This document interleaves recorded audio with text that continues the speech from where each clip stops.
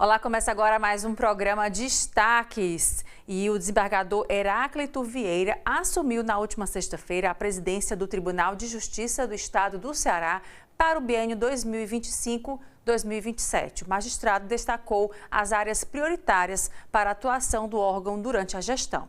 Foram empossados para dirigir o Tribunal de Justiça do Estado do Ceará pelos próximos 2 anos os desembargadores Heráclito Vieira de Souza Neto, como presidente, Francisco Mauro Ferreira Liberato, vice-presidente, Marlúcia de Araújo Bezerra, corregedora-geral de Justiça, e Andréa Mendes Bezerra Delfino, ouvidora-geral do Poder Judiciário Estadual. O novo presidente do Tribunal de Justiça do Estado do Ceará destacou que entre as prioridades da nova gestão está a ampliação da estrutura dos juizados especiais e do juizado de violência doméstica e familiar contra a mulher. O objetivo é dar mais celeridade aos processos. Um dos pontos condutores do que vai pautar a nossa gestão é o de dar continuidade aos projetos estratégicos que as gestões anteriores vêm desenvolvendo no cumprimento de um planejamento que foi feito de 2021 até 2030 para o Tribunal de Justiça do Estado do Ceará. Então, temos algumas prioridades, mas o Tribunal de Justiça vem crescendo a cada gestão, não só com relação à atividade fim do Poder Judiciário, que é julgar os processos, dirimir os conflitos da sociedade, mas desenvolver políticas públicas e sociais de inclusão, de combate à discriminação, à violência contra a mulher. E, apesar de termos um planejamento estratégico muito extenso, que é impossível focar em todo ele, temos alguns eixos que vamos tentar trabalhar nesse biênio, partindo dos juizados especiais, cíveis e criminais, que hoje recebem 1/5 de toda a demanda do Poder Judiciário do Estado do Ceará, que vem sofrendo incremento, tendo incremento a cada gestão. A gestão atual fez investimentos, criou um núcleo 4.0 do juizado para que todas as comarcas do interior, onde não existe unidade do juizado, sabemos que não temos em todas, na maioria não existe unidade do juizado, os processos corram nesse núcleo para que haja mais efetividade, mais celeridade, que é princípio do sistema dos juizados especiais. Também dando continuidade a um projeto, a uma iniciativa da gestão atual, daremos atenção especial aos juizados da violência doméstica e familiar contra a mulher. Então, houve uma duplicação do número de unidades na capital. Mais uma unidade foi criada no Ceará, no interior do Ceará, nessa gestão, a de Quixadá. E a nossa intenção é desenvolver políticas para, de acordo com estudos técnicos da Secretaria de Planejamento do Tribunal, criar novas unidades e dar suporte às já existentes. O desembargador também chamou a atenção para a proteção ao meio ambiente, a garantia de direitos à infância e juventude e a necessidade de ampliar os investimentos nas varas de execuções penais, responsáveis por processos de pessoas que foram condenadas pelas varas criminais ou por júris populares. Temos preocupações também com o sistema prisional, com as varas de execução, que também já foram foco e prioridade na atual gestão. Foi criado um núcleo de corregedoria de presídios que não existia aqui no Ceará. Temos 2 magistrados, foram criados 2 cargos de magistrados para tocarem esse núcleo, além das 4 varas na capital.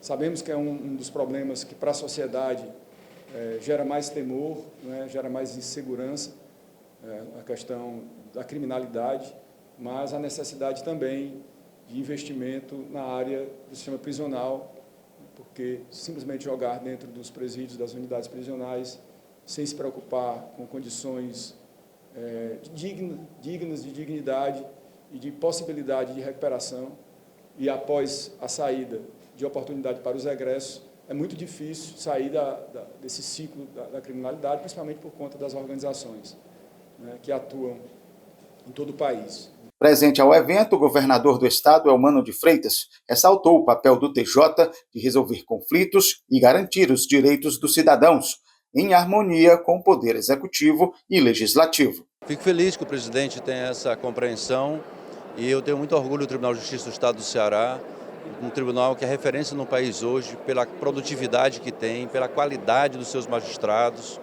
e a relação que temos de muita colaboração dos poderes no Ceará, do Poder Executivo, como governador, do presidente do Tribunal de Justiça, do presidente da Assembleia. A gente sabe respeitar a autonomia que cada um tem, mas ao mesmo tempo dar as mãos para poder oferecer serviços cada vez melhores. O Tribunal de Justiça a cada ano aumenta o número de julgamentos, o número de processos julgados, e significa que os conflitos que tem na sociedade, é procurado o judiciário, e o judiciário está julgando com maior velocidade, com maior rapidez. Isso é muito importante para pacificar a nossa sociedade. E recentemente a Prefeitura de Fortaleza anunciou que vai tornar os corredores compostos pelas avenidas Monsenhor Tabosa e Dom Manuel em polos de inovação. A partir desse projeto, um comitê da Rede de Ecossistemas de Inovação se reuniu para discutir ideias e resultados. Ocupar e fomentar corredores na cidade, além de fomentar a geração de empregos que impactem a economia. Os ambientes de inovação propostos pela Prefeitura de Fortaleza na região do Centro e Praia de Iracema foram discutidos pelo Comitê da Rede de Ecossistemas de Inovação. Os locais podem receber intervenções e negócios que tornem Fortaleza destaque nacional. Nós temos um centro de inovação que está sendo constituído aqui no Sebrae, na Avenida Monsenhor Tabosa. Nós temos projetos com a Prefeitura, onde Monsenhor Tabosa e Dom Manuel têm sido as avenidas inovadoras escolhidas pela Prefeitura de Fortaleza. E nós temos 608 startups, mais 47 empresas de game, mais 12 comunidades no estado do Ceará como um todo, que são os protagonistas dessa nova demanda tecnológica aqui para o estado do Ceará. A reunião teve a participação de 34 instituições, universidades e agentes ligados à inovação e tecnologia. O comitê foi criado no ano passado para reunir ideias e buscar soluções inovadoras, estimular o empreendedorismo e desenvolver potenciais de territórios. A Secretaria de Ciência, Tecnologia e Educação Superior do Governo do Estado também esteve à mesa, apresentando projetos que já estão em execução e podem ser compartilhados e aprimorados. Muita contribuição vem trazendo ao longo de décadas, inclusive na educação superior, que está articulado com o ensino, a pesquisa e a extensão, levando programas, por exemplo, como corredores digitais, que apoiam e fomentam desde a ideia até a criação de uma startup, de um processo, e aí para as várias regiões do estado, e além das proposições dos grupos de pesquisa que trabalham na área de TIC, né, na área de tecnologia da informação, que traz para esse momento uma contribuição, uma parceria para o ecossistema de ciência e tecnologia do estado como um todo. E a intenção do governo do estado é que essa parceria ela seja mantida, não só aqui em Fortaleza, mas nos demais municípios do Ceará, e a CSTS está nesse momento construindo também em conjunto. O presidente do Conselho Deliberativo do Sebrae Ceará, Cid Alves, diz que as soluções precisam ser reais. Nós aqui no Sebrae, tanto a diretoria como nós que formamos o Conselho, nós temos um propósito que é colocar em prática tudo que se discute, que seja factível, que seja dentro das possibilidades também legais, e aí a gente avançando no sentido de viabilizar o que se tem de ideia aqui, porque aqui nós temos pessoas capacitadas, homens capacitados para gerarem o que a gente chama no popular um celeiro de ideias. Então, dentro desse celeiro, a gente obviamente pinça o que é factível no período atual para que a gente realize, e tanto as vias, as avenidas, como as estradas, como as vielas, como, enfim, tudo que for possível da gente realizar, a gente realiza, e no âmbito do Conselho a gente aprova tudo que estiver dentro da legalidade para que a gente torne o Ceará mais competitivo. Esse é o propósito do Sebrae, esse é o objetivo de todos que formam a estrutura de Conselho e diretoria. E agora intervalo, a gente volta em instantes.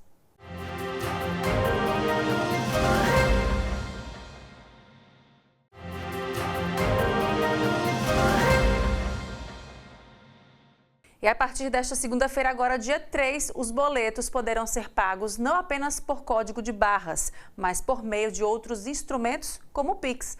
é que entrou em vigor a resolução aprovada pelo Banco Central em dezembro do ano passado com relação a esse tradicional boleto bancário que a gente pagava antes pelo código de barra. Agora, os boletos poderão também conter um código para poder pagamento via Pix com o QR Code. Basta o usuário apontar o celular e concluir a transação. A grande vantagem é que a operação por Pix compensatória, no caso, vai diretamente, você já paga sem precisar daquele comprovante. E a matéria completa você confere no nosso portal www.otimista.com.br. E mudando um pouco de assunto agora, a Assembleia Legislativa do Estado do Ceará já tem novo comando. É o deputado do PDT, Romeu Aldigueri, eleito no ano passado. A posse aconteceu durante sessão solene no plenário. O novo presidente da Alesse disse que vai fazer uma gestão aberta ao diálogo com a sociedade, com a continuidade dos bons projetos da casa e ouvindo os colegas deputados, independente de partidos. Nós somos uma casa de iguais, somos 46 homens e mulheres eleitos pelo povo cearense, com nossos ideais, e nós vamos assumir agora uma posição de mediador de várias mentes, de várias formas de pensar, procurando sempre ouvir, dialogar, agregar, respeitando e participando com muita parceria com o Poder Judiciário, com o Poder Executivo, com o Ministério Público, com a Defensoria Pública, com as prefeituras municipais, com a sociedade civil. A Assembleia é a casa do povo cearense, ela completa esse ano 190 anos de existência e o que nós queremos, não só a mesa diretora, que muito nos honra, hoje uma mesa eclética, como disse o senhor governador, com 8 partidos políticos, pela primeira vez uma mulher na vice-presidência, deputados da oposição compondo a mesa. Então, procuramos fazer com que a mesa diretora seja o retrato da sociedade cearense e o retrato da casa do povo, da Assembleia, respeitando a todos e a todas. Vamos procurar trabalhar com muita humildade, fazer com que a população se aproprie cada vez mais da Assembleia, continuar o grande trabalho do ex-presidente, atual prefeito Evandro Leitão, presidente querido por todos, um homem afeito ao diálogo, que levou a Assembleia para o interior. Nós queremos universalizar isso, usar o mecanismo que a Assembleia tem, como a Unipaz, criar um programa estruturado chamado Ceará de Valores, que eu vou explicar um pouquinho no meu discurso, para dar oportunidade aos jovens, ao garoto e à garota que quer crescer, que quer se desenvolver, que anseia por informação, por qualificação, por formação. Nós vamos, com muita humildade, utilizar, tenha certeza, todo o potencial do servidor público da Assembleia, servidores públicos experientes, que conhecem o mistério do serviço público, dizer que vão ter aqui um ombro amigo para a gente ouvir, dialogar, valorizar o serviço público. Qualquer instituição pública, ela só vai para frente você valorizando os seus servidores. Então, podemos ter certeza que vamos com muita tranquilidade, com muita humildade, ouvindo a todos os colegas, fazer uma gestão para o plenário, do plenário, porque o plenário é a força do povo, é o valor da democracia, fazer com que todos nós, 46 homens e mulheres iguais, do mais deputado mais votado ao menos votado, nós estamos aqui representando legitimamente a população. Fazer com que a nossa voz ecoe, que os nossos pensamentos ecoem, valorizar os projetos de lei de indicação, verificar as mensagens que vêm do governador Elmano, do presidente do Tribunal de Justiça, do Procurador-Geral de Justiça, do Defensor Público, para a gente aqui poder tratá-las, dialogar, aperfeiçoar no que puder, para darmos leis eficazes, valorizando os 9 milhões de cearenses. O deputado Romeu Aldigueri também destacou que pretende investir na formação das pessoas com o programa de capacitação Ceará de Valores, que também deve ser uma ação de valorização da população. Ele tomou posse como presidente da Casa Legislativa em sessão solene concorrida na Assembleia. Além dos colegas deputados, prefeitos, lideranças políticas e o governador do estado, Eumano de Freitas, estiveram presentes. E eu tenho certeza que o que nós vamos ter é um processo de muita colaboração e respeito à autonomia dos poderes, como deve ser. Então nós devemos fazer envio de mensagem para cá no que diz respeito à segurança pública, bem já no começo do período. Devemos fazer o debate de reajuste dos servidores, com quem deve ter reunião essa próxima semana. Devemos ter matéria na área da educação, no que diz respeito à melhoria ainda a mais do processo de aprendizagem do segundo ano das nossas escolas de ensino fundamental, na parceria com os municípios. Então nós vamos ter várias matérias que eu tenho certeza conto com a Assembleia para aperfeiçoar o que nós vamos para cá enviar. E hoje estou muito feliz, porque convivi esse tempo como deputado, segundo mandato, com o deputado Romeu Aldigueri, depois ele como nosso líder do governo, e sei que a Assembleia está nas mãos de um democrata. A eleição dele, a composição da mesa diretora expressam isso, e que há deputados da base, há deputados da oposição, portanto um diálogo muito profícuo, e eu acho que a casa tem que ser assim, a casa é plural, e o deputado Romeu Aldigueri tem a grandeza que a Assembleia e o Poder Legislativo do Estado do Ceará merecem, de ter um presidente com seu preparo, com a sua inteligência e com o seu espírito público de buscar construir as posições políticas no diálogo, na busca de construir consensos ou amplas maiorias. Portanto, eu acho que a casa ganha muito tendo o deputado Romeu à frente aqui do poder. O nome de Romeu Aldigueri surgiu no ano passado como alguém ideal para manter unida a base do governo Eumano de Freitas aqui na Assembleia Legislativa do Estado do Ceará.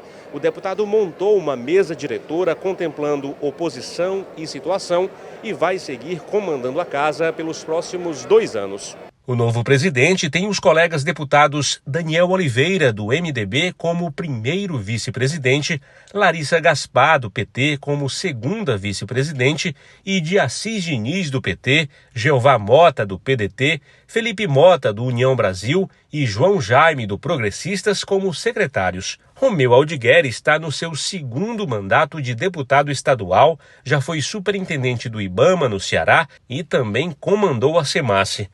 Ele teve experiência no Poder Executivo quando foi prefeito na cidade de Granja, na região norte do estado. E agora o intervalo, a gente volta já.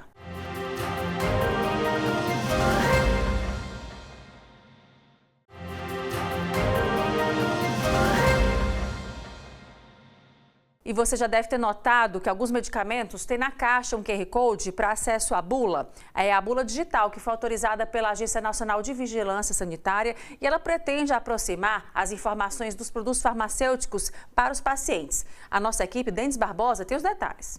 É um projeto piloto, mas segundo os especialistas, já é uma realidade que o mercado já vivencia. Nós estamos aqui em uma farmácia com Maurício Filizola, do Sincofarma, farmacêutico também, pode nos confirmar isso. Tem ajudado muito? É uma realidade já no dia a dia de vocês? Sim, as bulas digitais elas já fazem parte do dia a dia. Muitas indústrias se anteciparam, já disponibilizam através de QR Code ou até mesmo dentro dos seus sites, para poder ali prestar os esclarecimentos, até porque medicamento tem que ser consumido, utilizado, vindo de uma prescrição médica, com a orientação devida, e na farmácia o farmacêutico complementa as informações para poder realmente dar o uso correto e a segurança para a utilização daquilo que foi a finalidade. A bula impressa continua obrigatória, é muito importante não só para o consumidor, mas também para vocês profissionais.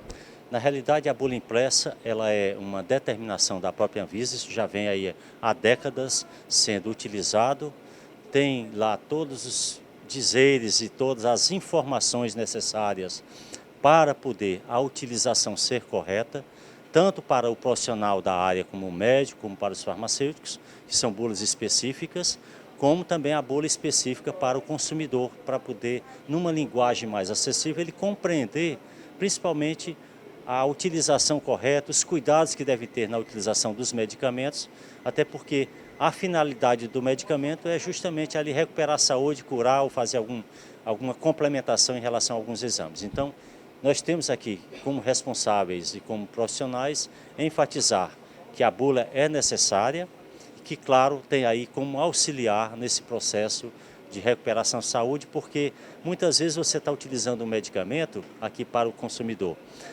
Eles não sabem que pode, às vezes, utilizar com um determinado alimento ou até com outro medicamento que ele já utiliza, ou seja, as próprias interações, elas podem ali tanto aumentar aquele princípio ativo, fazendo com que ele esteja em excesso no corpo, como também diminuir o seu efeito no corpo. Então, a gente tem que ter um cuidado ao utilizar o medicamento, ao utilizar essas medicações e buscar sempre a informação com o profissional na farmácia, que é o farmacêutico.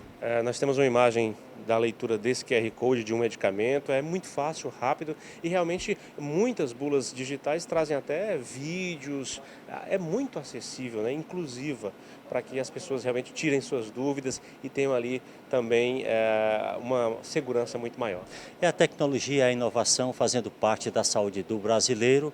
Você citou aqui bulas digitais, mas a gente tem até audiobulas, vídeos que possam trazer as informações necessárias para uma segurança no uso dos medicamentos. Muito obrigado pelas informações e, claro, lembrando, o farmacêutico profissional que está aqui no balcão é sempre um amigo do consumidor, um amigo da gente para tirar as dúvidas, para realmente dar ainda mais segurança somando essas informações. Eu volto com você aí no estúdio. E a lei complementar que regulamenta a maior parte da reforma tributária sobre o consumo foi sancionada pelo presidente da República. A nova lei cria 3 impostos principais. E quem traz mais detalhes para a gente é o repórter Tiago Noronha.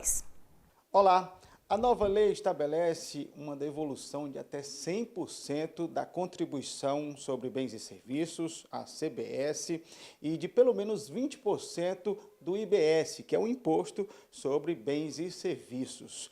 Isso para as famílias de baixa renda. O objetivo é reduzir essa desigualdade no pagamento desses impostos por essas famílias. Só para você ter uma ideia, de acordo com o IBGE, as famílias de baixa renda pagam até 30% de sua renda só de impostos, esse tipo de imposto. Quem vai explicar para a gente como isso vai impactar na vida dessas famílias, na economia brasileira, é a Patrícia Alves, ela é contadora e conselheira, né, do Conselho Regional de Contabilidade. Patrícia, explica para a gente como essa mudança, né, a regulamentação dessa nova lei, que faz parte da reforma tributária, vai impactar no bolso dessas famílias. Bom, primeiro lembrar que vai começar a partir de 2027. Então, por enquanto, a gente está aqui só esquentando os tamborins. Mas, no final, isso vai impactar de que maneira? Numa economia de impostos. Então, de fato, o contribuinte lá, a pessoa de baixa renda, vai no supermercado, vai fazer a sua compra, mas o valor do imposto que está lá, ele vai ser já descontado e levado para uma conta em que o governo vai criar essa conta, vai ter um convênio aí com os bancos, onde vai ter essa devolução via rede bancária. Então, não é num desconto no cupom fiscal, nada disso. Já vai ser esse movimento vai ser em conta bancária para essas pessoas que têm cadastro único. Então, como você bem falou, as pessoas de baixa renda que têm essa condição do cadastro único é que vão ter essa condição.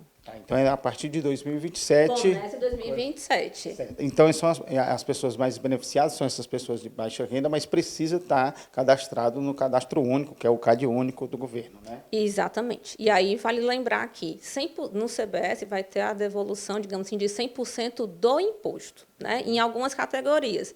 Energia, a questão do gás de cozinha, 20% vai ser do IBS. E aí os estados ainda vão poder determinar esse percentual, mas 20% na parte de energia, água e gás de cozinha. E há outros valores, outros percentuais vão ser determinados da IBS, porque vai depender de estados e municípios. Pois é, vamos explicar um pouquinho sobre esse CBS e esse IBS, né? A contribuição sobre bens e serviços é uma tributação da União, né? E o IBS são os estados e os municípios. Isso. A CBS ela veio para substituir 2 impostos que são chamados PIS e COFINS. Então, na verdade, juntou-se um e ficou essa CBS. E aí ele é totalmente da União. IBS é o que a gente conhece como ICMS e o ISS que vão se juntar. E a gente vai acompanhar os próximos capítulos, porque vai ter que ser decisão em conjunto dos estados, mais dos municípios, e aí alguns percentuais de cashback poderão ser diferenciados. 20% vai ser para algumas situações, mas eles também têm uma certa liberdade, digamos assim, de determinar algumas variações desses cashbacks. Durante toda a discussão sobre a reforma tributária, muito se falou, né, da questão da simplificação, né? Isso simplificou mesmo, na sua opinião? A gente está sonhando com simplificação, né? De toda forma, a carga tributária, a gente já sentiu que ela não vai ser reduzida. Uma leve simplificação, sim, mas é muito mais até no entendimento do contribuinte do que do quem está aqui do lado da contabilidade, de quem está vendo o movimento. Mas se pelo menos a gente conseguir levar a simplificação de entendimento para você que está em casa, que vai olhar para o supermercado, ver o cupom fiscal e não entende quanto está pagando de imposto, isso sim é uma promessa da reforma que ela deve acontecer. Para a questão de cálculo de impostos e outras coisas, aí a gente ainda não vai ser tão simples assim, não. Mas acho que se chegar no contribuinte, esse mínimo entendimento já é uma vitória. Você explicou lá no começo que esse cashback, né, vai ser primeiramente internamente, né, assim, com a rede bancária, né, mas como isso vai chegar nessas famílias? Pronto, aí a gente vai acompanhar as regulamentações das normas, mas a primeira, o que já diz a lei complementar, que foi publicada recente, é que vai ter um movimento junto aos bancos. Então, provavelmente os bancos oficiais, primeiramente Caixa Econômica e Banco do Brasil, provavelmente, onde o governo vai fazer esses depósitos, digamos assim, desses créditos, e aí depois o banco vai liberar para as contas das pessoas. Então, como se fosse sistema de remessa. Leva o imposto para os bancos depois, com as suas listagens, vão distribuindo para aqueles que fizeram aquelas aquisições. Então, como se fosse esses sistemas que a gente já conhece aí no mercado, só que agora na rede oficial do governo. De certa forma, vai beneficiar essas famílias. Com certeza. De repente, você descobrir ali que no final do mês você tem ali um dinheirinho guardado naquela conta, eu acho que já é uma ajuda. Sempre que for benéfico para o contribuinte, a gente fica feliz. Muito obrigado, viu, Patrícia? A gente conversou aqui com a contadora Patrícia Alves, ela que é contadora e conselheira do Conselho Regional de Contabilidade, explicou tudo para a gente sobre essa nova regulamentação, mudanças que serão percebidas, né, a partir de 2027, a partir de novas regulamentações da grande reforma tributária que foi aprovada ano passado no Congresso Nacional. A gente volta ao estúdio. E o Destaques fica por aqui. Obrigada pela sua companhia e até o próximo programa.